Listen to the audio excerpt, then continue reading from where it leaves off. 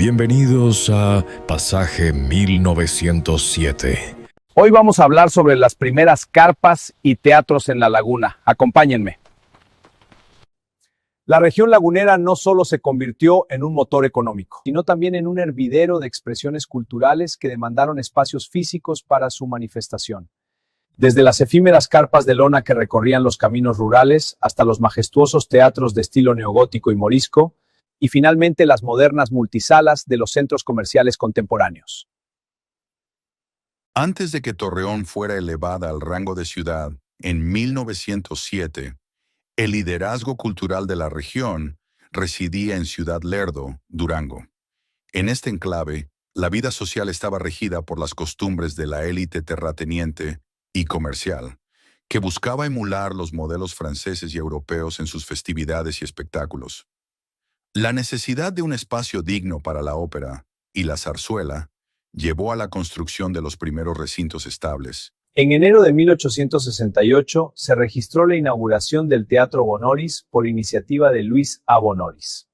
Este espacio, pionero en toda la región, presentó durante su temporada inaugural obras como Las campanas de Carrión, La mascota y El rey que rabió.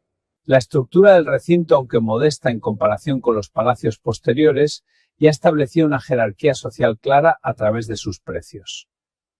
Los palcos costaban 4 reales, la luneta 2 reales y la galería apenas 1 real, permitiendo una convivencia estratificada pero compartida del hecho escénico. Posteriormente, en 1889, surgió el Teatro Ávila en Lerdo, fundado por Amador Ávila. Este recinto se convirtió en una escala obligada para las compañías dramáticas y de zarzuela que viajaban por el norte de México. En julio de 1899, Lorenzo Trujillo Marín introdujo la Exposición Imperial, una colección de 250 transparencias iluminadas que mostraban paisajes de ciudades europeas. La evidencia sugiere que el cinematógrafo de los hermanos Lumière llegó a la laguna poco antes de 1899. El corresponsal de un diario local afirmaba en enero de ese año que el espectáculo ya se había presentado en Durango y llegaría a Mapimí, Ciudad Lerdo, Gómez Palacio y Torreón. En Saltillo, el Teatro Manuel Acuña fue testigo de estas proyecciones hasta que un incendio lo destruyó en 1902. En Gómez Palacio, el final del siglo XIX estuvo marcado por la construcción del Teatro Bailey, propiedad de los españoles Ángel Barquín y Máximo Álvarez. Inaugurado en diciembre de 1900 con la zarzuela Gigantes y Cabezudos, el edificio destacaba por su elegancia, con cornisas de cantera y balcones de hierro que eran iluminados por faroles en las noches de gala. Solo que este era reservado para las clases altas que seguían el modelo francés en el vestir y en el hablar. Mientras los grandes teatros atendían a la élite, surgió una forma de entretenimiento profundamente arraigada en el pueblo: las carpas. Estas estructuras portátiles de madera y lona se convirtieron en la respuesta popular al teatro de los ricos, cuyos precios eran prohibitivos para la clase trabajadora. En Torreón y sus alrededores, las carpas no solo eran cines itinerantes, sino espacios multifacéticos donde se ofrecían pantomimas, números circenses, música y sátira política. Hacia principios de 1909, Isauro Martínez, un visionario zacatecano que se había establecido en la región, fundó junto a otros socios la Compañía Cinematográfica de Torreón y estableció la Carpa Cine Paté. Esta carpa consistía en un corralón con graderías de madera y un techo de lona. A pesar de su rusticidad, contaba con un escenario y un armazón de tramoya que permitía representaciones teatrales y las incipientes revistas políticas que tanto apasionaban al público lagunero. Las carpas funcionaron como un desfogue social y una escuela de talento. De estos escenarios surgieron personajes icónicos como Cantinflas, quien perfeccionó su estilo en la Carpa Valentina. En estas catedrales del espectáculo popular, el público se sentía libre de interactuar con los cómicos, creando una atmósfera de camaradería que los teatros de gala no podían ofrecer. La sátira política era el ingrediente principal, permitiendo que el pueblo canalizara sus reclamos contra el gobierno a través de personajes como el Peladito, un antihéroe que utilizaba el ingenio para sobrevivir a la precariedad. Con el ascenso de Torreón a la categoría de ciudad en 1907, la fisonomía urbana comenzó a transformarse.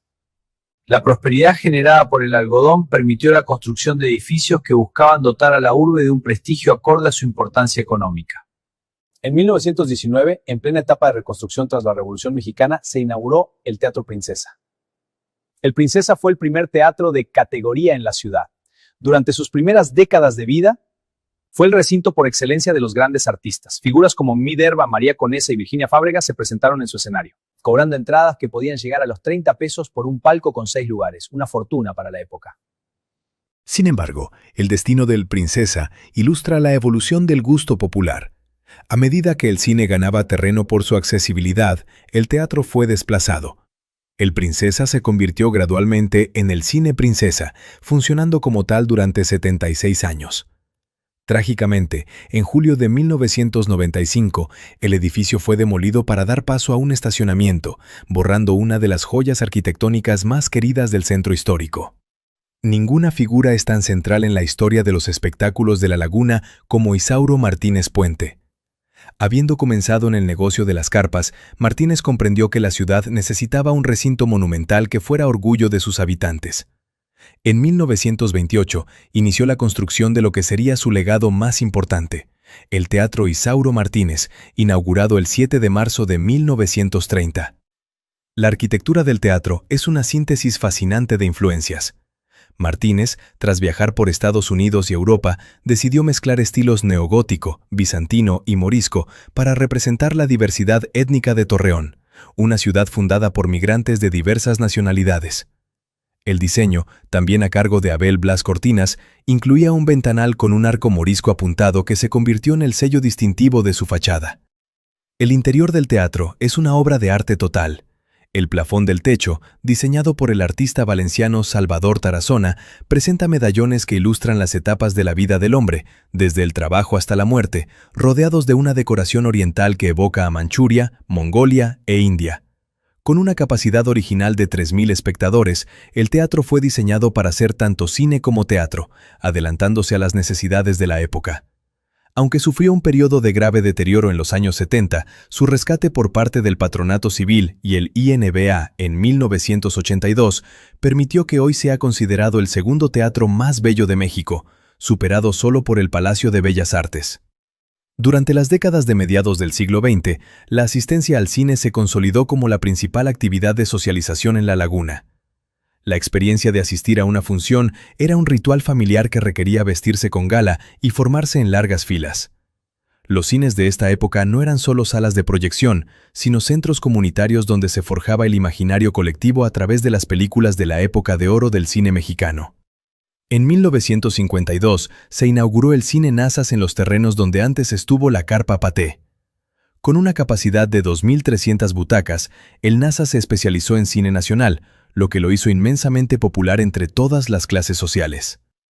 A pocos metros de distancia se encontraba el Cine Modelo, 1937, un recinto emblemático ubicado en la avenida Matamoros que operó hasta 1995, cuando un incendio destruyó su techo.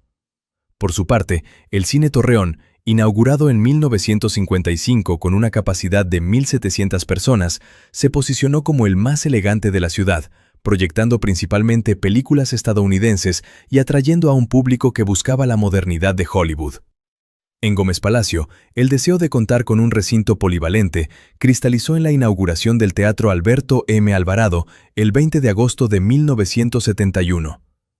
Este teatro se convirtió en el corazón cultural de la ciudad, albergando festivales y conciertos de la Orquesta Sinfónica del Estado de Durango.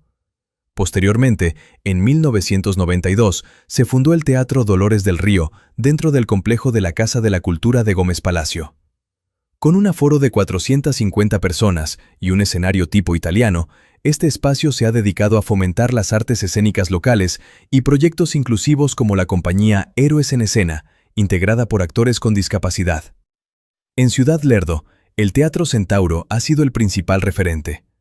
Recientemente, este recinto cambió su nombre a Teatro Hermila Galindo, en honor a la destacada feminista originaria de esta ciudad. Estos espacios en Durango han logrado sobrevivir mejor que los antiguos cines de Torreón, debido a su vocación puramente cultural y al apoyo institucional, convirtiéndose en refugios para el arte dramático y la formación académica.